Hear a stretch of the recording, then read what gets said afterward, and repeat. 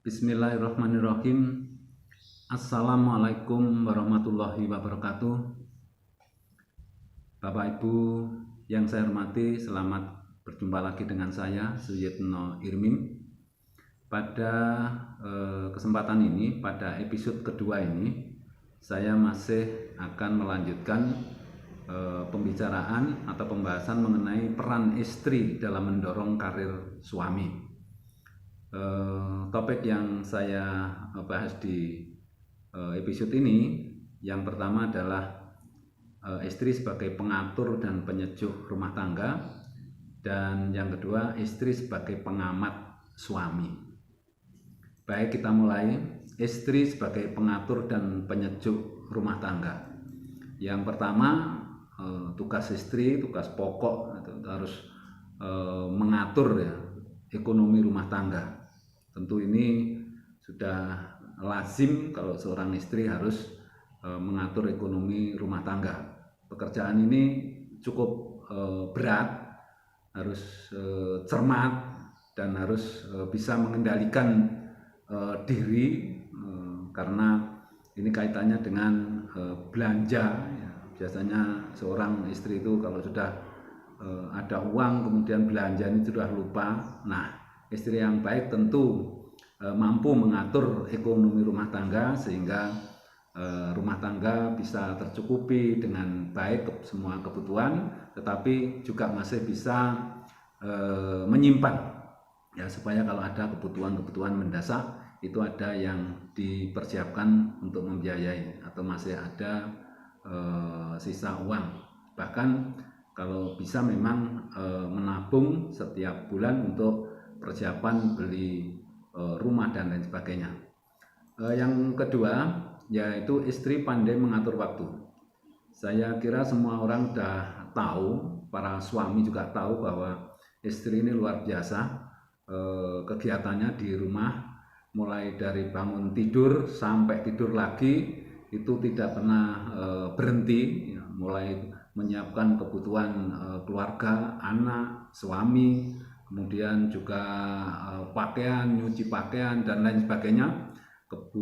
Kegiatan-kegiatan yang sifatnya itu juga masyarakat, RT itu juga dikerjakan oleh istri, sehingga acara setiap hari itu ada saja, sehingga memang harus pandai mengatur waktu, ya, waktu untuk suami, waktu untuk anak-anak, waktu untuk tetangga, waktu untuk masyarakat, kegiatan masyarakat dan lain sebagainya. Jadi istri memang mempunyai tugas yang berat mengatur waktu. Kemudian istri juga harus mampu mengendalikan emosi. Karena apa? Karena bagaimanapun juga yang namanya sikap dan perilaku suami, anak-anak, bahkan tetangga ini bisa membuat emosi gitu. Nah, tentu untuk bisa membuat suasana itu damai, kemudian sejuk, ya, itu istri harus bisa mengendalikan emosi. Kemudian istri juga harus senang mengatur tatanan isi rumah, karena bagaimanapun juga rumah ini harus kelihatan rajin, rapi, bersih, dan terutama sejuk. Jadi sehingga kita kerasan di rumah dengan tatanan rumah tangga atau rumah yang bagus. Kemudian istri juga harus mampu membuat suasana rumah itu damai, ya. Jadi tidak ada pertengkaran, tidak ada konflik, ya, diusahakan. Jadi kalau toh ada segera diselesaikan.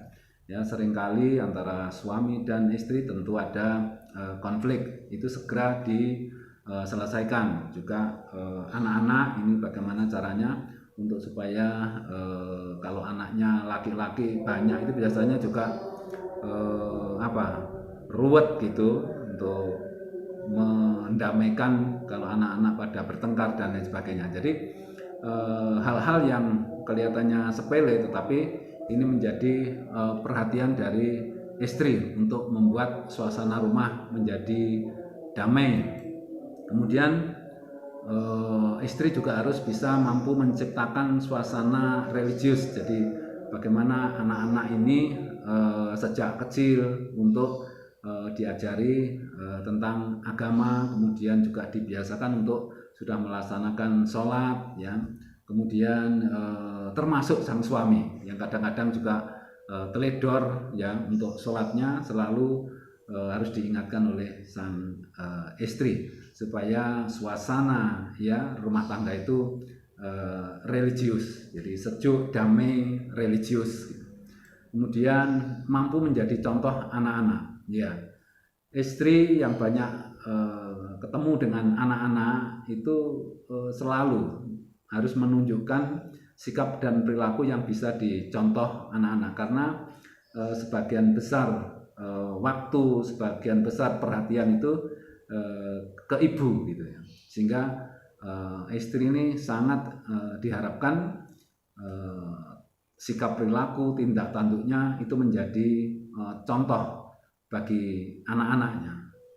Kemudian istri juga mampu mengelola saat-saat suami berangkat kerja. Nah, ini mungkin perlu saya sampaikan bahwa ada dua waktu kritis, ya, yang itu harus dikelola oleh seorang istri maupun suami sebetulnya, yaitu saat-saat kritis itu kalau bisa mengelola dengan baik maka akan semuanya akan berjalan lancar, yaitu saat-saat suami berangkat kerja dan saat-saat suami datang dari kerja.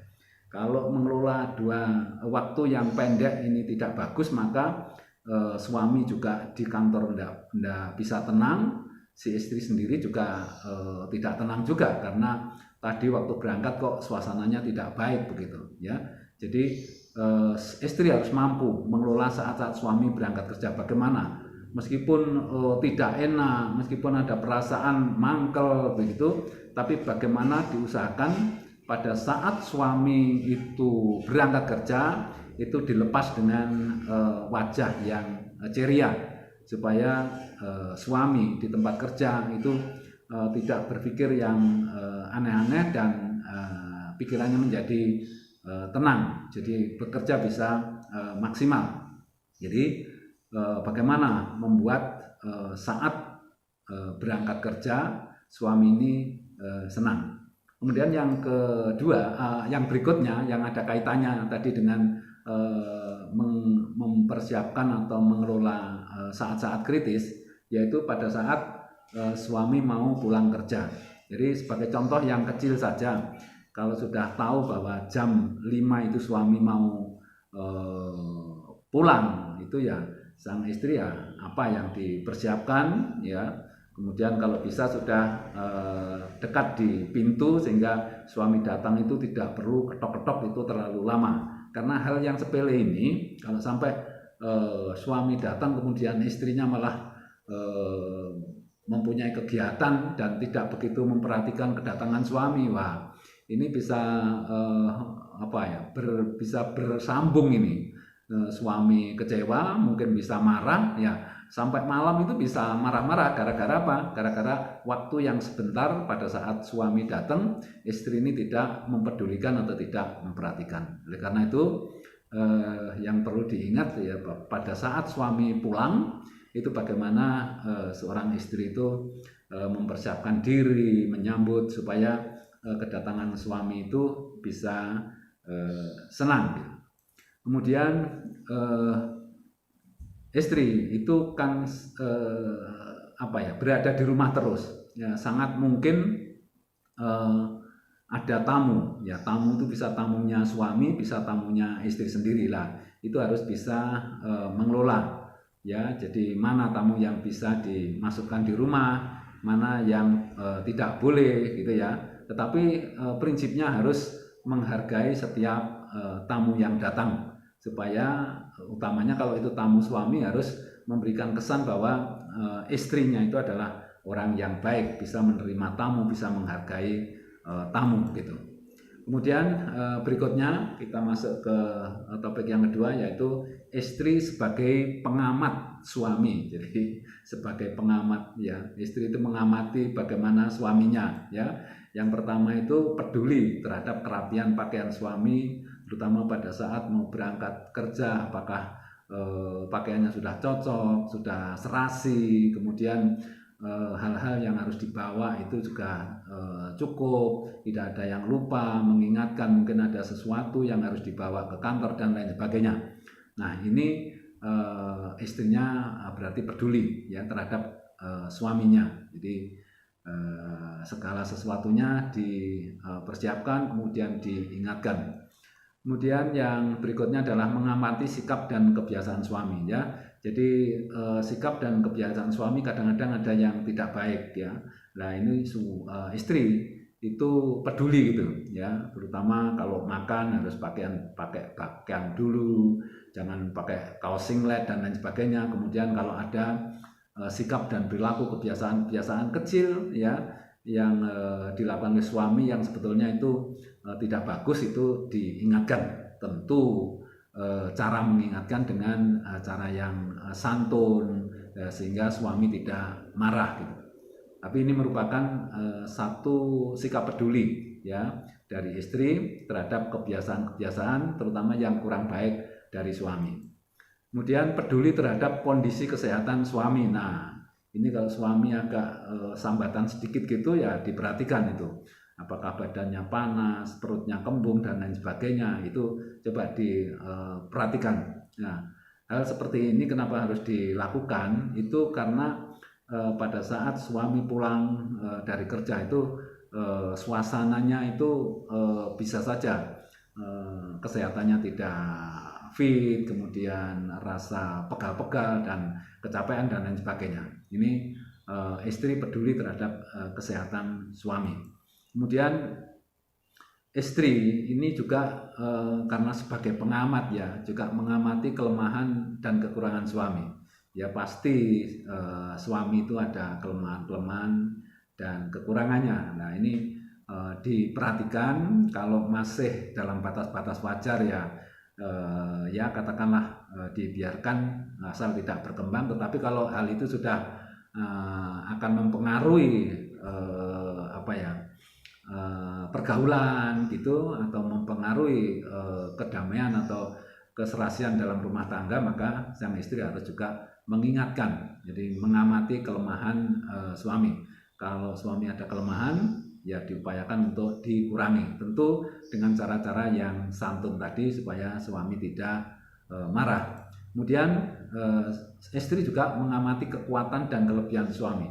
Jadi untuk bisa membangun karir suami, bekerja bisa sukses, tentu sang istri mengamati kelebihan ya dan kekuatan suami itu apa ya. Kalau istri itu bisa mengamati bahwa suaminya punya kelebihan A, B, C, D, nah itu dikembangkan supaya karir atau kelancaran dari pekerjaan itu bisa ditingkatkan karena suami punya kelebihan, istri mendorong supaya kelebihan dari suami itu ditingkatkan. Kemudian yang ini kelihatannya kok sudah habis ini ya.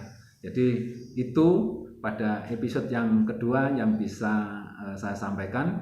Intinya bahwa seorang istri juga harus menjadi pengatur ya, penyejuk rumah tangga, juga bisa menjadi pengamat suami, terutama kalau suami punya kelemahan-kelemahan itu dikurangi, tetapi tidak menutup kemungkinan bahwa sang istri juga mendorong kalau suami punya kelebihan, didorong agar prestasi dari suami bisa meningkat. Demikian yang bisa saya sampaikan, kurang lebihnya mohon maaf. Wassalamualaikum warahmatullahi wabarakatuh.